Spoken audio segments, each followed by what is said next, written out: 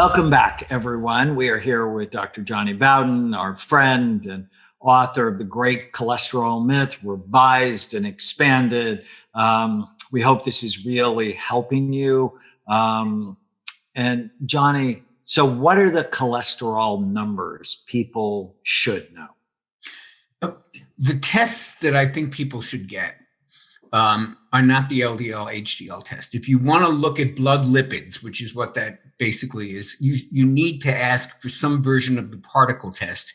And if your doctor, like Tana's did, balks at that, then ask for ApoB. ApoB is a magnificent surrogate for the particle test. As we talked about in a previous episode, particles are the boats, cholesterol is the cargo. We don't care that much about the cargo. We want to know about the boats. Those are the ones that get damaged. Those are the ones that get stuck in the endothelial wall and cause all the mischief and the inflammation and the oxidation and eventually the beginning of plaque. But it's the boats that get caught in those parking spaces, not the cholesterol doesn't get dumped until the boat gets injured. So we need to be counting those particles. We need to be looking at the size and condition of those boats, those particles. And those tests are available now. But the thing that we found in redoing this book and really doing a deep dive into research going back to 1970 is that there is a predictor, not only for heart disease, but for the entire portfolio of cardiometabolic problems, starting with prediabetes and metabolic syndrome, progressing to diabetes, progressing to what we call pre-heart disease, and then on to heart disease and obesity. All of them have one underlying similarity. And that particular thing that we can test for shows up a decade before your doctor says, "Oh, Mrs. Jones, you got some high cholesterol there. Maybe we should put," before they even see your A1C for diabetes, before any of that, this shows up.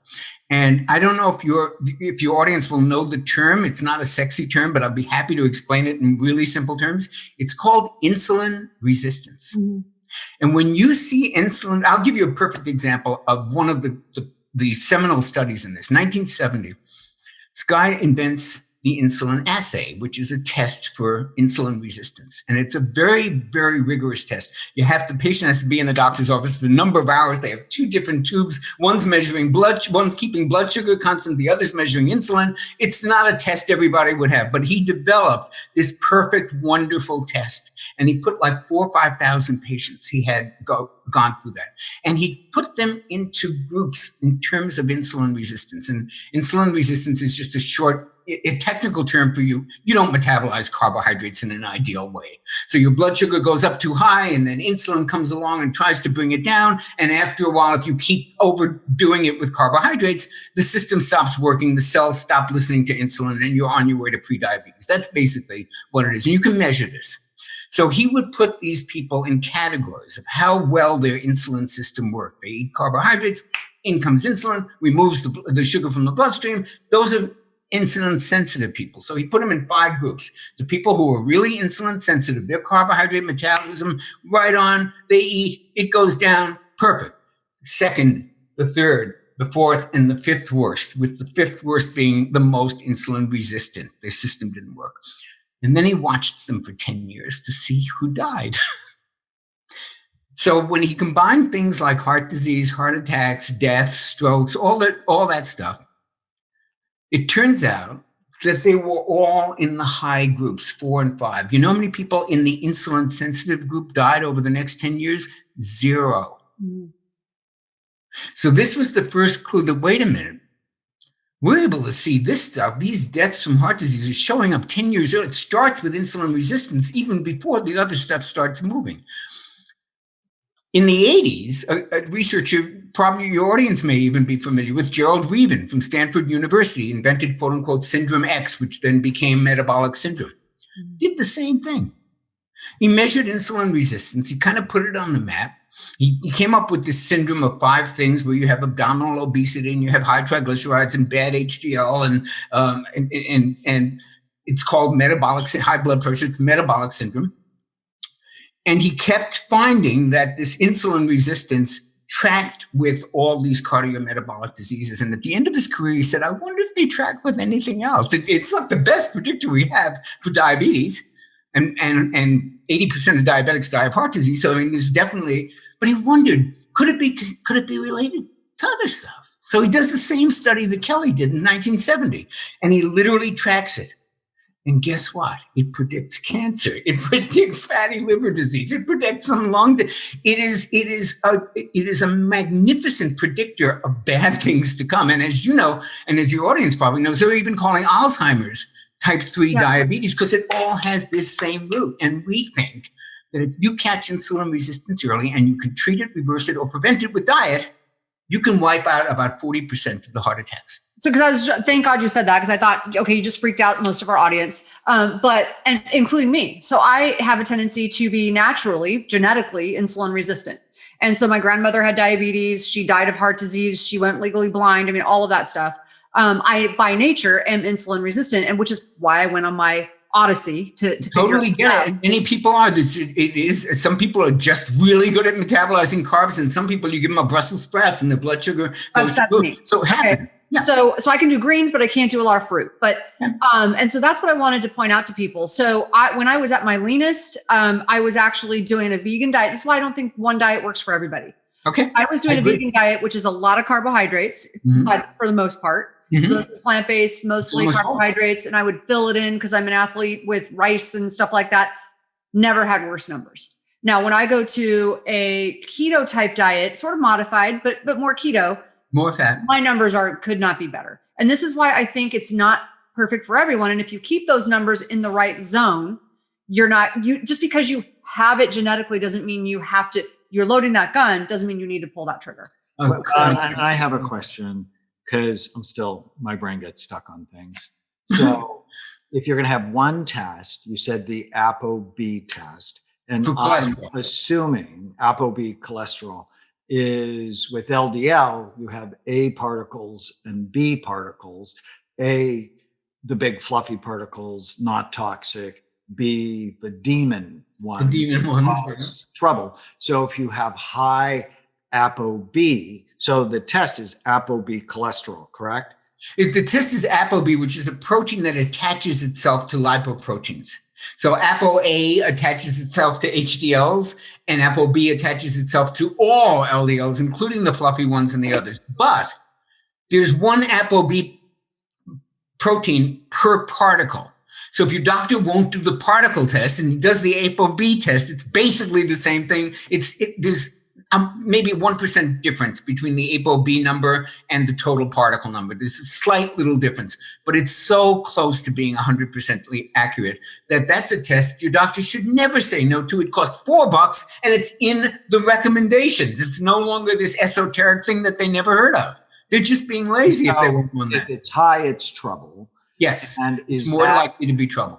And is that also associated with insulin resistance?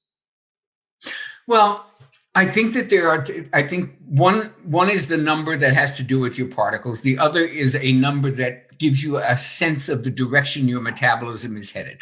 Mm-hmm. So I think they're like inflammation. I mean, these are all signs that things aren't going well. None of them by themselves is necessarily definitive. I have a very high particle number. I am one of those people for whom the classic cholesterol test misses a treatment opportunity. I think many times the classic cholesterol test, people get put on statins and they don't need to be. There are people who might benefit from them, and it's also obscured by LDL and LDL because HDL doesn't tell you particles. I have a high number of particles and I'm working very hard to bring it down, but I would never have known that. I would have thought, oh, everything's fine if I just stuck with the old-fashioned test. And how do you bring it down? Good question. I'm working with a couple of cardiologists and some functional medicine doctors, and we're trying things, one of which is to up my fat and lower my carbs even more. The first thing, Dr. Douglas Trifon, who's the head lipidologist at the Scripps Clinic, and who gave a presentation that was so packed the last time I went down there with all these cardiologists sitting there taking notes, I said, this guy, and he's a nutritionist to boot, I want to go to him. I went to him. First thing he said, I hope you're eating a high-fat diet. So I said, yeah, but I still have high particles. He says, maybe we need to go higher in fat and lower in carbs. So that's one possibility. People, we know from the weight loss field that there are some people who can't eat any carbs and some can manage pretty well with like 100 grams a day. So So I actually keep my carbs under I had them under 25, but then I was having certain symptoms. So now I'm more like 50. I had to modify it and, between 50 to 60. But I don't count fiber in that. So I don't know, anyways. No, fiber doesn't count like that. Fiber doesn't count. So one thing that I want for our listeners is I want to, because I know I'm going to get questions. People write into me all the time. What about things like the red rice yeast, red yeast rice, and niacin, red rice yeast? Well, I am actually trying red rice yeast. You asked how to bring it down. That was one of I'd always been like, that's just a natural version of a statin. Why do I want to take that? But Dr. Triflin, for example, said, that's a thing. There were a couple of other things as well that he wanted to try in a kind of cocktail of nutritional supplements. So I haven't been retested since I started that, but that is certainly something that could help. And I think there's a lot less side effects than there are with statin drugs. Okay. And niacin? I hate the flush, and I'm not so sure. Now, the non-flush I heard actually could be not as good for your liver, though. Is that true? Yes. It's not as good, and it's also not as effective at lowering cholesterol.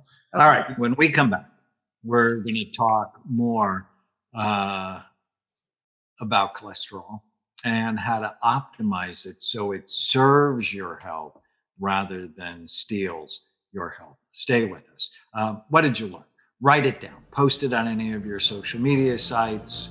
Hashtag Brain Warriors Way Podcast. Also go to brainwarriorswaypodcast.com. Leave us a comment, question, or review, and we'll enter you into a drawing to get one of the books. Stay with us. If you're enjoying the Brain Warriors Way podcast, please don't forget to subscribe so you'll always know when there's a new episode.